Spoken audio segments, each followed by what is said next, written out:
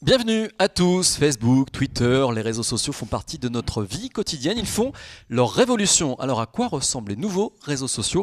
On en parle avec les étudiants de la licence pro communication de proximité nouveaux médias de l'IUT de Cergy-Pontoise ici sur leur plateau de Sarcelles avec Alexandra, Émilie, Estelle et Morgane. Et on commence tout de suite avec Alexandra. Bonjour Alexandra. Bonjour Olivier. Alors Alexandra, c'est vrai que la question peut paraître toute bête, mais c'est quoi un réseau social? Eh bien, les réseaux sociaux sur Internet sont des regroupements virtuels de personnes physiques ou de personnes morales qui permettent à leurs membres de discuter ou d'échanger sur des sites dédiés. Donc, chacun les utilise pour des raisons spécifiques. Donc, les particuliers pour partager des photos, des centres d'intérêt ou encore des vidéos. Puis, les professionnels les utilisent pour générer du business. Donc, se faire connaître aussi ses services ou ses produits, puis faire de la veille économique, suivre les tendances actuelles et effectuer des recrutements. Donc, il faut le savoir que les réseaux sociaux connaissent depuis ces dernières années une croissance exponentielle, à savoir que Facebook, le plus connu d'entre eux, est passé en 3 ans de 100 000 à 1 million d'inscriptions par jour dans le monde. Donc, le point fort des réseaux sociaux, c'est leur rapidité. Il suffit qu'un internaute découvre un produit, un service ou une personne qui l'intéresse pour qu'il en informe en fait en temps réel tous ses amis. Du coup, c'est vraiment le potentiel des réseaux sociaux. Enfin, il est vraiment énorme. Donc, les entreprises qui veulent développer leur base de clients ou leur notoriété ou encore leur chiffre d'affaires n'ont plus qu'à être présentes dessus. Voilà, donc ça c'est un peu le sommaire de l'émission, c'est ce qu'on découvrira avec nos chroniqueuses. On va voir avec vous comment les entreprises utilisent les réseaux sociaux pour se développer. Voilà, donc on peut répondre vraiment à cette question en 3 points. À commencer, l'intérêt pour une entreprise d'être présente sur un réseau social va être d'améliorer sa visibilité. Donc, la présence des entreprises et des marques sur les réseaux sociaux est de plus en plus généralisée. Ces sites représentent vraiment un vecteur de communication au même titre que les médias classiques, mais présentent vraiment un coût vraiment moindre et un retour sur investissement beaucoup plus intéressant. Alors comment ça s'organise exactement? Alors tout d'abord, si vous êtes un chef d'entreprise ou un responsable de TPE ou d'une PME, il est vraiment indispensable de créer sa page Facebook ou de créer tout court sa page au nom de votre société. Donc une page qui contiendra des informations essentielles sur votre entreprise, comme on peut le voir ici. Donc le nom, un descriptif, la zone d'activité, les contacts, et qui comprendra aussi un lien qui renverra directement sur votre site internet officiel pour générer du trafic supplémentaire. Donc c'est ce qu'a fait Orange avec sa page Facebook. On peut constater vraiment un descriptif très complet. Il ne faut surtout pas oublier que l'utilisation des mots-clés pertinents est primordiale pour être correctement référencé par le moteur de recherche. C'est très bien, mais alors voilà, pour les entrepreneurs qui ne sont pas encore complètement convaincus, ça apporte quoi à l'entreprise de gagner en visibilité? Eh bien justement, le deuxième intérêt pour une entreprise va être d'augmenter le nombre de prospects ou encore de fidéliser ses clients. Donc les réseaux sociaux représentent un outil marketing à bas coût, comme je l'ai dit tout à l'heure, pour dynamiser vos ventes ou encore accroître sa base client. Pour cela, Facebook et Twitter sont vraiment très pratiques pour annoncer justement la sortie d'un nouveau produit ou encore lancer une opération événementielle, comme par exemple des réductions accordées uniquement aux personnes connectées aux réseaux sociaux ou encore comme on peut le voir en image, c'est ce qu'a fait justement Toys R Us en lançant un jeu concours sur Facebook, incitant justement ses internautes à liker pour tenter de gagner un coffret bébé. Et de ce fait, on peut voir aussi, on peut du coup savoir le retour, calculer justement le retour de ce concours, voir si ça a fonctionné ou non, juste en calculant le nombre de j'aime. Voilà, donc ça c'est vraiment intéressant, on voit bien, image de marque, fidélisation du client, mais c'est les seuls avantages? Non, alors, l'utilisation du web se veut vraiment de plus en plus interactive, donc les internautes et surtout les particuliers n'hésitent vraiment pas à donner leur avis sur tel produit ou telle société. On peut le voir sur la page Facebook d'Orange qui a publié justement un bon rétablissement à l'un de leurs collègues et on voit des réactions assez positives des internautes qui répondent qu'ils adorent la marque et ça permet vraiment de recruter ça permet vraiment d'avoir vraiment des retours, qu'ils soient positifs ou non, et ce qui permet justement à l'entreprise de toujours améliorer et de répondre à la demande du client. Donc voilà. On a des réseaux sociaux très dédiés aux entreprises, je pense LinkedIn, Viadeo, ça c'est des réseaux sociaux professionnels, hein, LinkedIn, Viadeo. Oui, voilà, mais on en parlera tout à l'heure.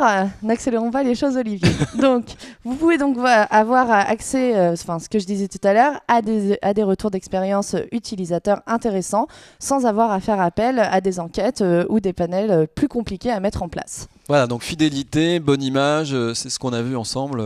Voilà.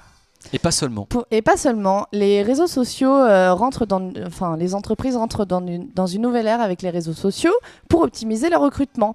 Donc il faut savoir que de plus en plus de recruteurs utilisent les réseaux sociaux pour embaucher leurs futurs collaborateurs. Donc à ça, deux possibilités se proposent à nous. Soit vous publiez votre offre d'emploi sur certains réseaux sociaux en touchant soit un lectorat très large ou alors en ciblant une cible très spécifique, ou alors vous pouvez adopter une démarche plus proactive et scruter les différents profils sur Internet pour dénicher le candidat idéal. Donc le réseau social repose sur le principe de la communauté. Il est donc possible de se faire présenter à une personne qui vous intéresse en passant par un membre de votre réseau qui la connaît. Il faut savoir aussi que cette forme de cooptation permet ainsi de gagner du temps pour prendre contact avec les profils les plus pertinents. C'est là où on vient, LinkedIn, et c'est là où on en vient à LinkedIn et Viadeo, donc comme on peut voir en image, qui sont des CV mis en ligne, qui permettent aussi de classer vos recherches selon de nombreux critères, par secteur, par entreprise. Donc les particuliers s'en servent pour mettre leur expérience en valeur en ligne, mais les entreprises aussi s'en servent pour dénicher le candidat idéal ou encore pour poster des offres d'emploi. Alors en conclusion, qu'est-ce que vous nous diriez ? Donc en conclusion, des réseaux bien optimisés et bien gérés au quotidien permettent vraiment d'accroître en visibilité, d'attirer et de retenir l'attention d'une large cible de personnes. Et il faut savoir aussi qu'intégrer les réseaux sociaux dans votre stratégie de marketing Internet vous permettra, avec un coût marketing abordable, d'obtenir un effet viral, une amélioration de l'image de marque, davantage de crédibilité, plus de trafic et une fidélisation de votre clientèle. Très bien, merci Alexandra. Ben voilà, de rien. Et maintenant, je laisse la parole du coup à Émilie qui va vous présenter les réseaux sociaux internes à l'entreprise. Très bien, on laisse passer un petit jingle et on retrouve Émilie.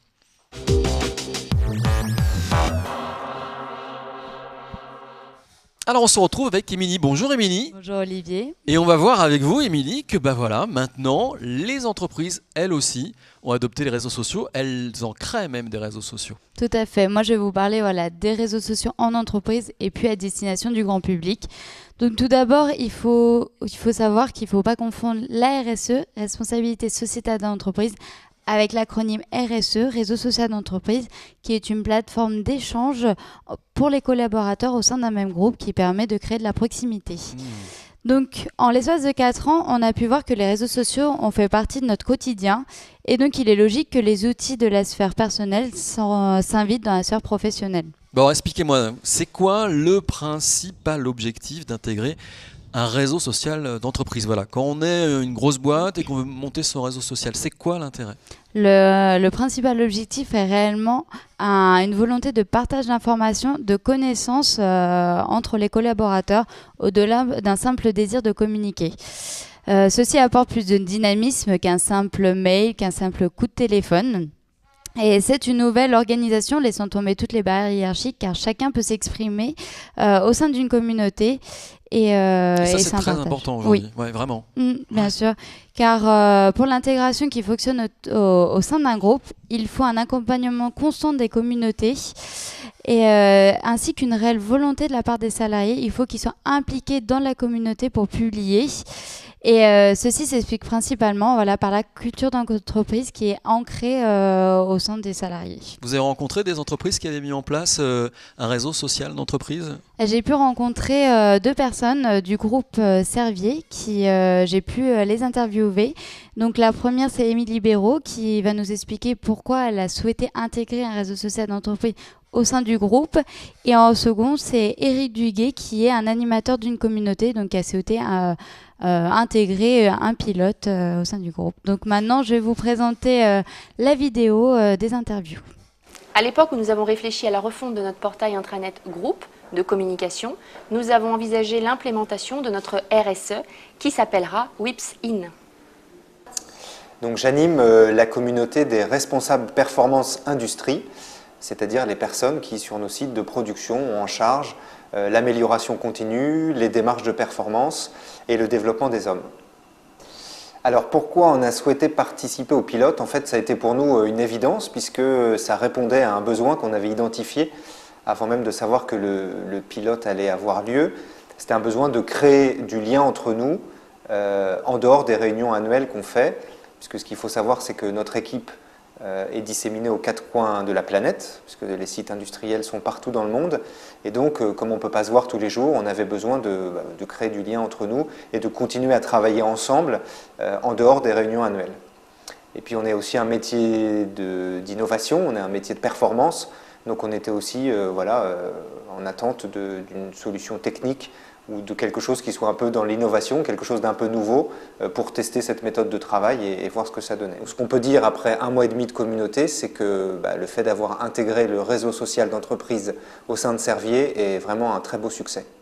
C'est intéressant, on voit que les entreprises sont vraiment très contentes de ces réseaux sociaux d'entreprise. On se rend compte vraiment qu'ils sont en train de révolutionner aussi les ressources humaines, la communication interne. Oui, tout à fait. On peut dire que le RSE impacte sur le management d'entreprise et sur l'ensemble de son organisation. Car la forme simple de la pyramide hiérarchique que l'on connaît tous a pris la place en fait, d'une plateforme d'échange où chacun peut s'exprimer. Et cette valorisation maîtrisée des compétences permet aussi de mettre en avant de nouveaux leaders au sein du groupe. Et donc, on peut dire que ce fonctionnement permet de faire évoluer les nouvelles pratiques managériales internes. Très bien, merci Émilie. Merci Olivier. Et on va voir maintenant avec Estelle que les entreprises font aussi leur business autour des réseaux sociaux et de l'amour.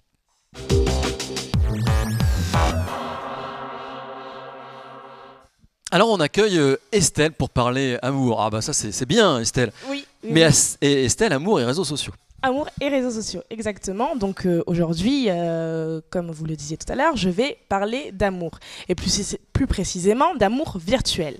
Donc savez-vous combien de célibataires nous pouvons compter dans ce vaste monde? Eh bien, je vous réponds, je ne sais pas. Eh bien, 100 millions. 100 millions, c'est beaucoup quand même. C'est beaucoup, oui. Et parmi ces personnes, nombreuses sont celles qui recherchent une certaine affection pour un jour, une nuit ou pour la vie. Face à ce constat, quelques entreprises ont décidé de tirer profit de cette situation. Car qui dit besoin, dit forcément recherche de satisfaction. Et à l'heure du Web 2.0, des entreprises comme Adopte un mec, Tinder ou encore Appen ont trouvé la solution. Alors c'est quoi cette solution mystère? Oui, mystère. Donc parlons tout d'abord d'Adopte un mec. Donc là, nous pouvons voir donc des images du site qui reposent sur un principe très simple. Donc une application où les femmes ont le pouvoir. Et oui, ne riez pas, les femmes prennent entièrement les commandes. Les hommes sont considérés comme des produits et les femmes des clientes. Donc les hommes peuvent essayer d'entrer en contact avec les femmes de leur choix à l'aide d'un charme, une fonctionnalité qui est payante à partir d'une certaine heure et qui envoie une notification à la femme qui peut alors choisir d'accepter ou de refuser le charme. Si elles acceptent, l'homme peut entrer en contact avec la femme et continuer à charmer d'autres femmes. Mais, petit bémol, si la femme accepte avec un réservé, l'homme ne peut plus charmer d'autres femmes ni envoyer de messages à d'autres femmes pendant 24 heures. Bon, je ne sais pas si j'ai tout compris, mais ce que j'ai compris, c'est qu'on arrive à faire de l'argent avec ces sites sur l'amour qui empruntent les codes des réseaux sociaux. Exactement. Donc il faut savoir qu'Adopte un mec, c'est un chiffre d'affaires évalué à 15 millions d'euros et qui compte aujourd'hui 5,7 millions d'inscrits.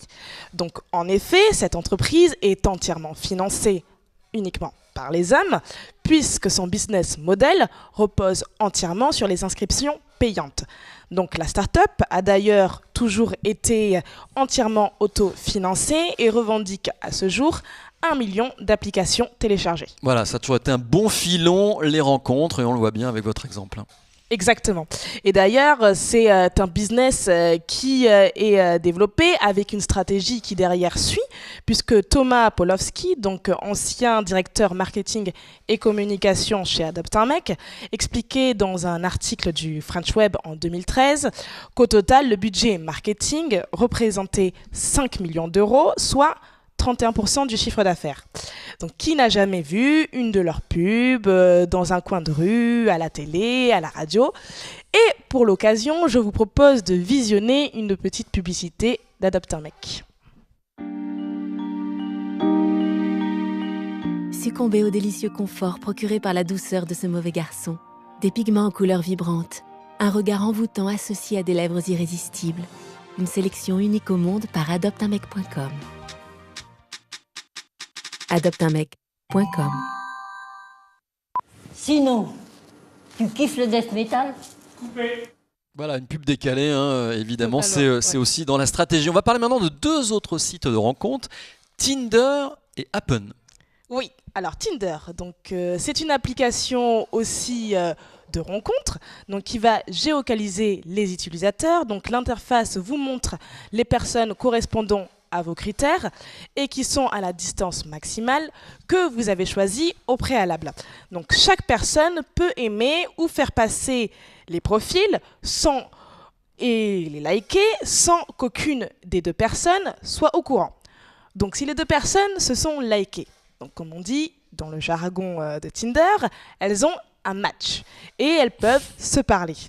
Donc Happen va fonctionner à peu près de la même façon que Tinder, sauf que là, vous allez pouvoir retrouver toutes les personnes que vous avez croisées dans la journée qui possèdent également l'application. D'accord, mais par contre, que je comprends bien le business model par rapport à Adopte un mec, où c'était les femmes qui rentraient gratuitement et les hommes qui payent un abonnement. Exactement. Là, il n'y a personne qui paye. Alors comment on arrive à gagner de l'argent quand on est Tinder et Happen?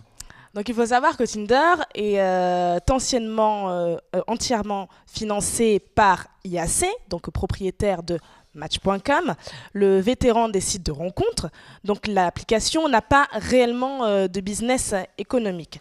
Donc cependant, dans une interview accordée au Bloomberg, Barry Dailer, président d'investisseurs Tinder IAC, a énoncé 3 possibilités pour que le service envisage de commencer à gagner de l'argent. Donc, première possibilité, c'est de faire payer les abonnements, c'est-à-dire une introduction de frais récurrents pour utiliser l'application. Deuxième possibilité, donc la publicité sur l'application. Donc, il y a déjà de nombreux cas de spam dans les comptes utilisés pour commercialiser directement aux utilisateurs. Cependant, pour ce cas-là, les cofondateurs sont un peu plus réticents car pour eux, la publicité n'a pas vraiment de place sur l'application. Donc, troisième solution, l'introduction d'un modèle freemium de l'application, ce qui implique une suite de services gratuits de base, à côté des options plus avancées et plus rapides qui, elles, seraient payantes. Voilà, donc ils sont encore en train de chercher leur modèle économique, Exactement. mais comme souvent, ils créent d'abord une audience avant de la vendre. Alors, et vous Estelle, je suis désolé par avance, mais il y a une question qui me brûle les lèvres, très indiscrète. Est-ce que vous avez trouvé l'amour grâce à ces sites? Bien, j'ai testé. Mais malheureusement non, le célibat me guette encore, mais je connais certaines personnes dans mon entourage. Des chroniqueuses peut-être qu'on a vu déjà? Peut-être, je ne citerai pas de nom. Cependant, donc à tous les amateurs de ces réseaux, je vous conseille d'y aller avec prudence.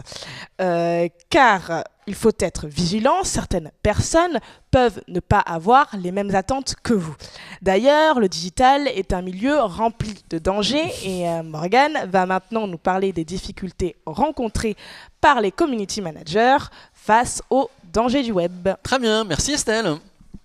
Et on retrouve après un petit jingle, donc Morgane.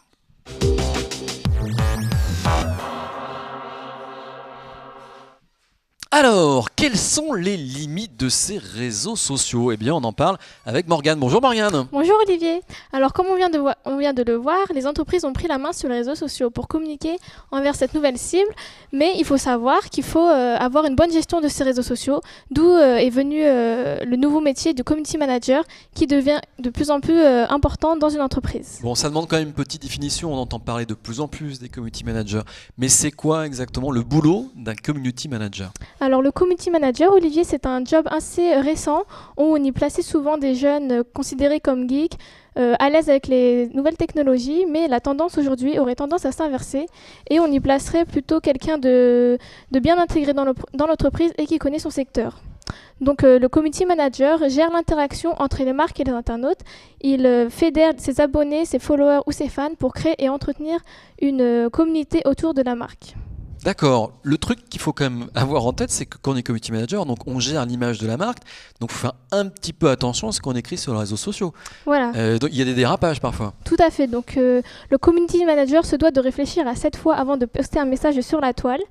Et c'est pour ça que, pour preuve, nous allons avoir quelques exemples de fails. Donc les fails sont des erreurs qu'ont commis des community managers sur Twitter en l'occurrence. Et il y en a des très maladroits. Voilà, donc pour commencer, on va commencer avec le premier exemple, le community manager ultra maladroit, donc, c'est le community manager d'Epicurious, donc un site web culinaire américain qui a tenté de profiter de la tragédie de Boston, donc les attentats de l'année dernière, via Twitter. Sur le compte Twitter, il y poste « Boston, nous sommes de tout cœur avec vous. Voici un solide petit déjeuner qui vous aidera quand même à bien commencer la journée. » Ça, c'est de très mauvais goût. Voilà, et comme vous pouvez vous y attendre, cela a choqué et suscité une vague de mécontentement. Et oui, s'il y a une chose qu'une entreprise ne doit jamais faire, c'est tenter de tirer profit d'un événement tragique. Voilà, donc ça c'est un cas particulier, mais il y a d'autres cas vraiment très intéressants, comme des erreurs de manipulation. Voilà, donc dans ce cas-là, c'est sur le compte officiel de la police nationale où le community manager a tweeté son score de Banana Kong, donc c'est un jeu en ligne sur smartphone.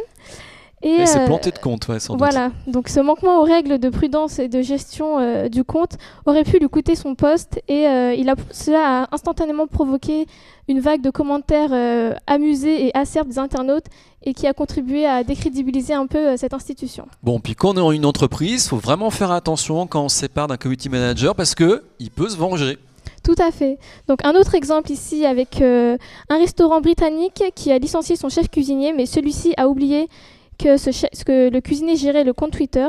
Et pour exprimer son mécontentement, l'ex-employé a eu l'idée de se venger sur les réseaux sociaux en tweetant « Nous souhaiterons vous faire savoir que nous avons viré notre chef coq.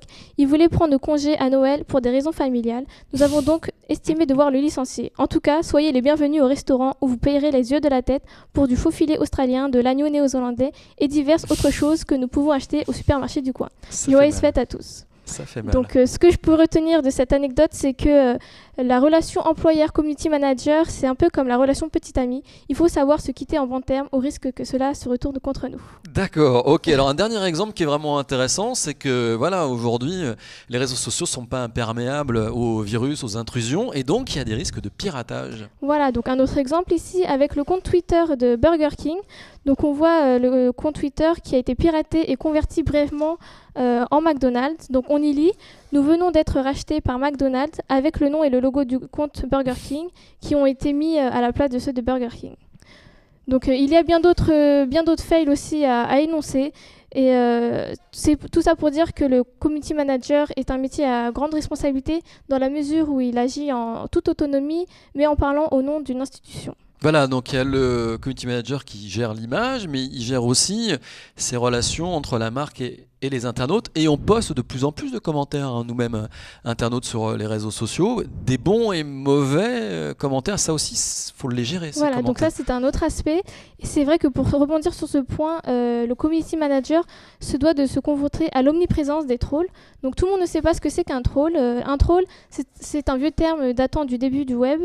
Ce sont des gens qui seront spécialistes sur la toile pour poster des commentaires négatifs. Donc ça peut aller d'insultes à des dénonciations, à des accusations, des fausses accusations. Et face à ça, le community manager se doit de garder la tête froide, car l'entreprise ne peut pas plaire à tout le monde et ne peut pas s'affranchir non plus de ses critiques. Donc en anglais, on dit d'ailleurs « don't eat troll », ne leur donnez pas trop à manger, c'est-à-dire ne leur donnez pas trop d'attention. Oui, alors voilà, on remarque quand même sur les réseaux sociaux qu'il y a vraiment des injures, souvent, des propos vraiment diffamants, même contre les boîtes. Bon, comment on agit quand on est une entreprise ? On a le sentiment que des fois, elle laisse tout passer parce qu'on a peur après qu'on leur dise qu'elle censure les internautes. Alors ça fait partie du jeu. Il ne faut pas oublier que les réseaux sociaux permettent avant tout de faire une veille d'opinion auprès de ses utilisateurs, mais il faut faire la différence entre les vrais et les faux commentaires négatifs. Donc les vrais commentaires négatifs, il ne faut surtout pas les supprimer parce qu'en général, ce sont des gens qui ont pris la peine d'acheter votre produit, de le tester et de donner leur avis. Donc face à ça, le mieux, c'est de jouer la carte de la transparence, de leur répondre comment améliorer le produit et leur montrer que leur mécontentement a été pris en compte. Ouais, ça peut permettre d'améliorer la qualité du produit aussi. Et puis les commentaires diffamants, injurieux, ça, j'imagine qu'on les supprime. Est-ce qu'il y a moyen de gérer justement ces débordements ? Eh bien, je pense qu'il est possible de réguler ce problème en tenant compte qu'il y a un véritable travail à faire derrière tout ça. Parfois, ce sont des centaines de commentaires à écumer. Donc, l'idéal serait d'avoir une ou plusieurs personnes qui gèrent, qui filtrent et qui répondent aux commentaires négatifs pour réguler l'atmosphère. Si l'entreprise se charge de répondre régulièrement aux commentaires, ça va tout de suite donner une ambiance un peu plus régulée et les internautes ne vont pas se lâcher aussi facilement. Très bien. Merci Morgane. Merci à vous, Olivier. Et merci beaucoup à nos chroniqueuses Alexandra, Émilie et Estelle. Voilà, à bientôt pour un prochain numéro de Demain la com avec les étudiants de la licence pro communication proximité et nouveaux médias de l'IUT de Cergy-Pontoise.